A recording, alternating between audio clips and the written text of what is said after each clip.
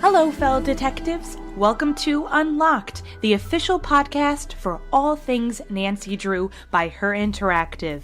I am your host, Tammy Tuckey, and this week we welcome voiceover artist Brian Neel to the show. Welcome, Brian. Thank you. Thanks for having me. This is a special conversation because we haven't actually had anybody from the White Wolf Icicle of Icicle Creek on the show before, and this is an interesting game. I really love this game in particular because of its setup. In your credits, it says that you are just additional voices. So can you describe what exactly that meant? Yes. Well, when I originally auditioned, I was cast as Henry Bolet Jr. in Legend of the Crystall Skull. And when they were auditioning me for that, I mentioned that I was surprised that they were bringing me in for sort of a straight role because I was used to doing a lot of character roles. And they went, well, what do you mean? And I was like, well, I just sort of explained this, just sort of improvised some of the different character voices. And then they had me read some and then I was cast, to come in and just do all of the bit roles for White Wolf. And it was really fun because I didn't plan anything. I just came in and they would just hand me the pictures of the characters. They had sketches, drawings of the characters. And then I would just make a voice with the few lines that they would have. And then we'd do another one and another one and another one. And it just kept going. And I don't even know how many they used. I know that. Yeah, thank you. I mean, I know that some they would be like, no, we can't have a British accent here, or that like they'd be like, well, do an old man, and I would, they'd be like, well, not that old, So they really they directed it really well. It was really a fun process, to just be doing one after another and then have them fine tune it. And we could all tell the ones that I connected to and the ones that I didn't, the ones, because you want to make it sound like they're real people, like they have a depth, even though there's just a few lines.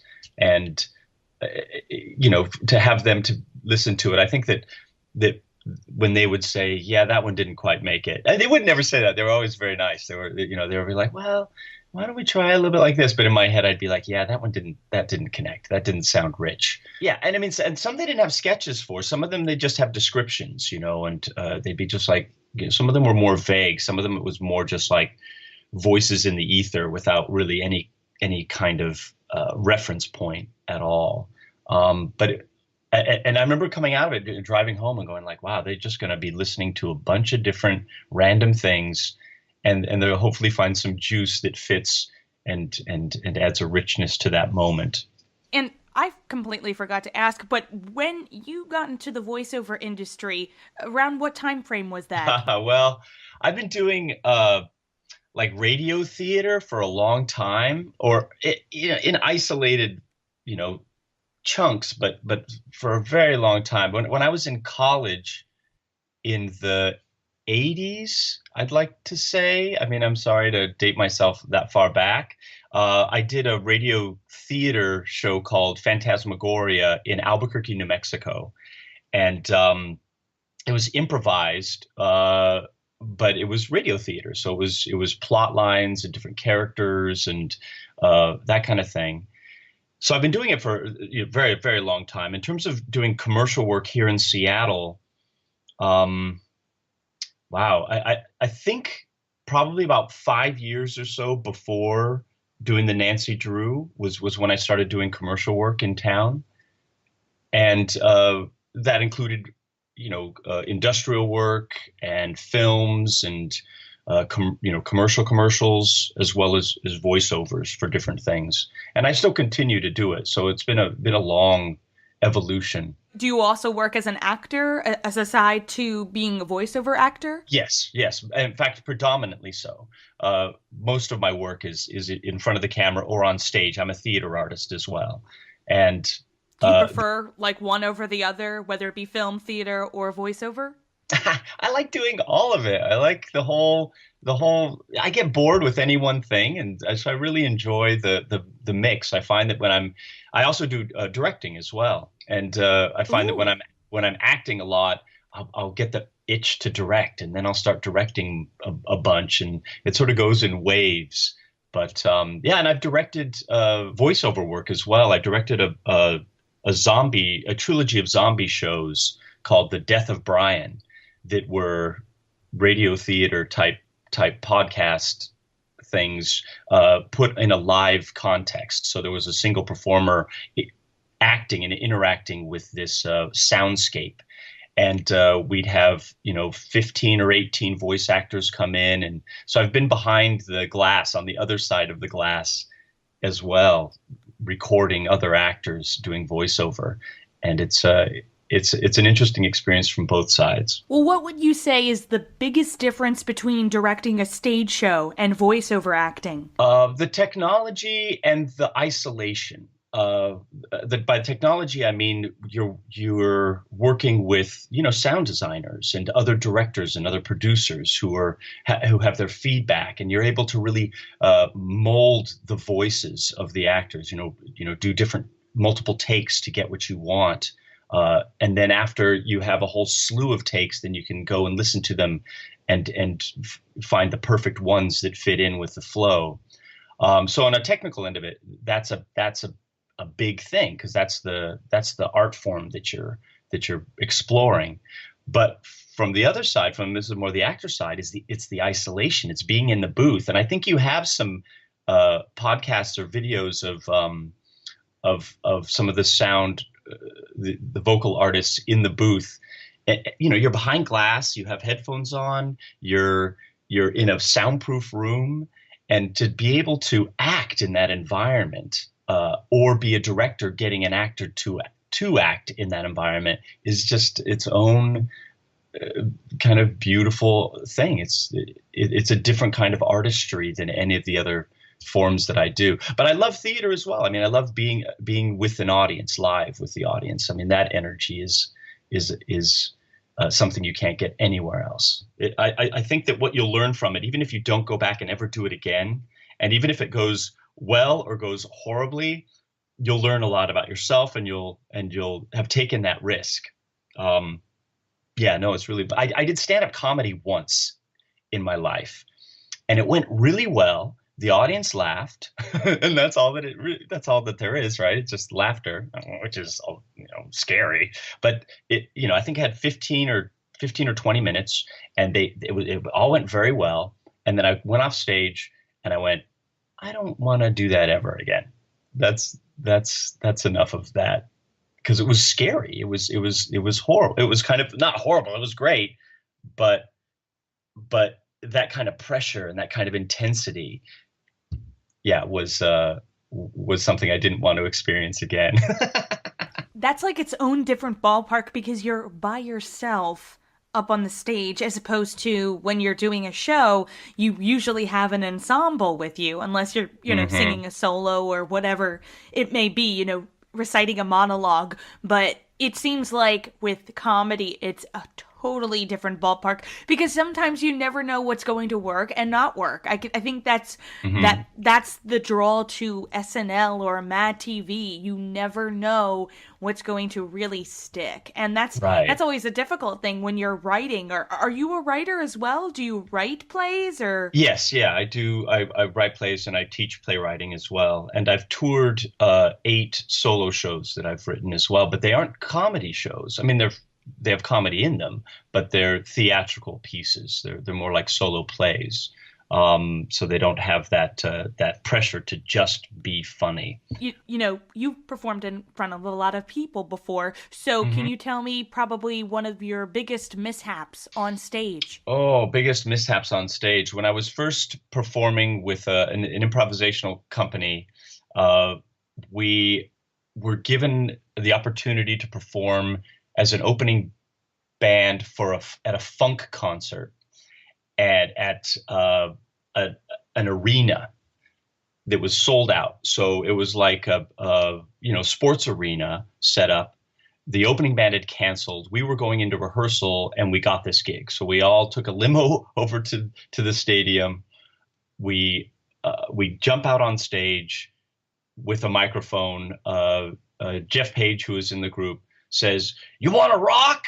And the audience goes crazy. Ah! And then he goes, "All right, we're going to do some improv for you." Boo! And they all just 30,000 people just booing at us for 10 minutes. That was an experience. Talk about getting up in front of people and in a bad situation. But it was kind of galvanizing for the group as we were huddled behind the speakers, hiding from the crowd, pushing each other out on stage to fill our 10 minutes so that we could get paid. That was an incredible live experience. And even being behind, doing voiceover work. I mean, you still get that nervous energy. Mm-hmm. I mean, even though you're being recorded and you can always go back and record it again, you feel those butterflies, you feel that ripple. And I think that's also what gives voiceover, the acting, the energy as well, is that level of I don't know whether it's, that eventually people are going to be listening to you, eventually playing the game and hearing you as an actor, or what, or whether it's just the sheer, maybe it's the audience that's on the other side of the booth that's watching you. I don't know, but it's a great feeling. It's once you get used to those butterflies and you can start enjoying them, in a way. I'm the kind of person who always liked the butterflies. I was like a nervous kid and I didn't have a lot of friends, and I was a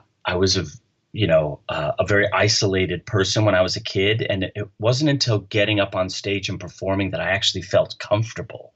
The first time I got up on stage, my senior year in high school, I felt at ease. Like those butterflies were something that invigorated me, that allowed me to relax in a weird way.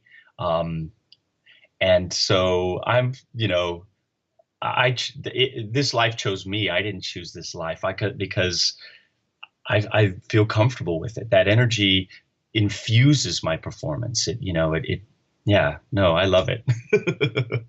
Well, heading back to Nancy Drew territory, Mm-hmm. I think with another game you got to work on, which was Legend of the Crystall Skull, you got to play Henry. So this time around, as opposed to the White Wolf, you're going to play an actual character. So What exactly did you get in that audition process? Like, did you get a couple sides, or did you just really hop in and say, hey, I could do this part, or how did that work? Well, I can't remember whether Icicle Creek, White Wolf, or Crystall Skull was first. I can't remember which was first and which was second in terms of recording. I remember, again, being surprised that they were reading me for a single role.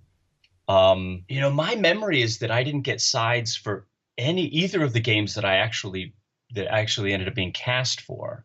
But I maybe I'm misremembering that. But I remember going into the recording session feeling like the scripts that I was being handed were very different from anything that I had auditioned with. So because I remember going in with Henry Bolet thinking, oh, he must be Cajun. It sounds like such a Cajun name. And so I was working on a Cajun accent.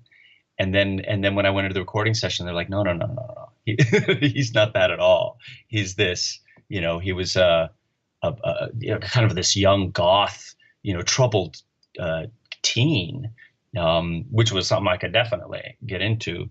But yeah, in terms of the audition, I don't think I was just reading.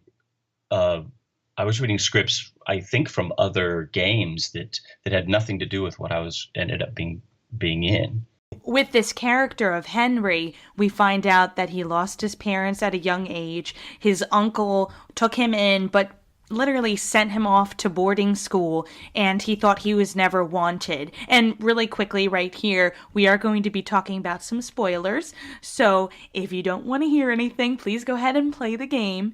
But obviously your character was not the culprit by the end of the game, but there was a strong suspicion that he could have lied. So how are you asked to play that role? I thought he did it. The whole time I was convinced. I mean, they didn't give me any, they were handing me the scenes one at a time. And so I didn't know, I didn't know the arc. I didn't know anything. And I was sure that I was the bad guy. I was hoping I was the bad guy.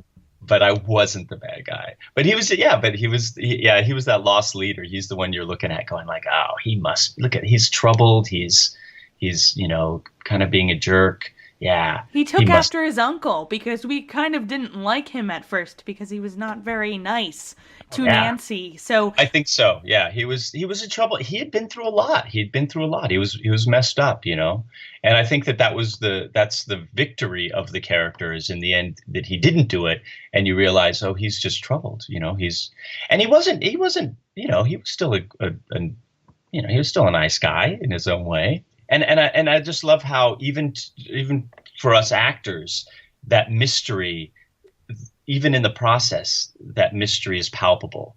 So they didn't even tell you who it was by the end. They wanted you to play the game too? No, they wouldn't. Yeah, they wouldn't let me know. I kept asking, like, okay, so who did it? Like, what's the character? So did you play it to find out, or? I have not played it because they sent me the games on CD-ROM, but they're PC based, and I have Mac, so I couldn't play them. No. But I have friends. An old college roommate of mine called me out of the blue, and she said that she and her daughter are huge fans of the Nancy Drew games and had played them all. And they were playing, I don't remember which of these two, but they were playing them and they went, I think that's Brian. Oh my God. And so they called me and they were like, we're listening to you right now while we're playing the game. There's no way. Did she tell you who it was then? Did you said, I desperately want to know, or did you just look it up online? Oh, I didn't. Oh, no, I haven't even looked it up online. I don't even know. Like, you still don't know? Tell me. I still don't know. I don't want to ruin it. You need to play the game. There is Mac. Right. There are Mac versions of the game. I actually think I really might. Go and find it, play it, and let me know what you think of the ending, because I don't want to ruin it. But we did interview the suspect, the culprit, at some point in this podcast. So yes. So you'll have to check that out too. You've interviewed people that I know. You like friends like Jonah von Spreeken, Sarah Macia Pepka. The talent there is unbelievable to me. Yeah. It's very true. Yeah. We have a lot of talent out here. We need more work, more games, Well, we actually have a lot of games. We have a lot. Yeah, that was good. It would be cool to have you guys do like a sit-down version of Nancy Drew where you write something for Jonah, who plays one of the Hardy Boys, and Sarah, who plays, some of the other characters, and have you guys just do a radio show. That would be so cool. That would be very fun. I loved the Hardy Boys. That was my thing growing up.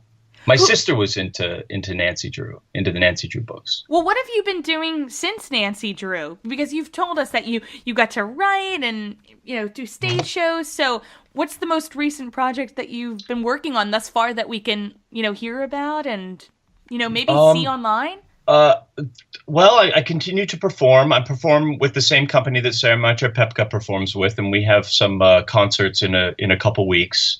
I just finished, I was commissioned to write a show for a local theater called The Rendezvous. It was called The Bell and Battery, but then that closed last weekend. I'm at the moment recording a podcast radio show that won't be released for another half a year, another 6 months or so, because we have 3 episodes that we're working on and we want to get them in the bag before we do a release.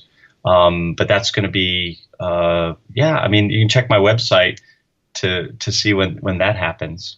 Go ahead and mention it too right now. That would be great. It's called Rubius Radio Theater.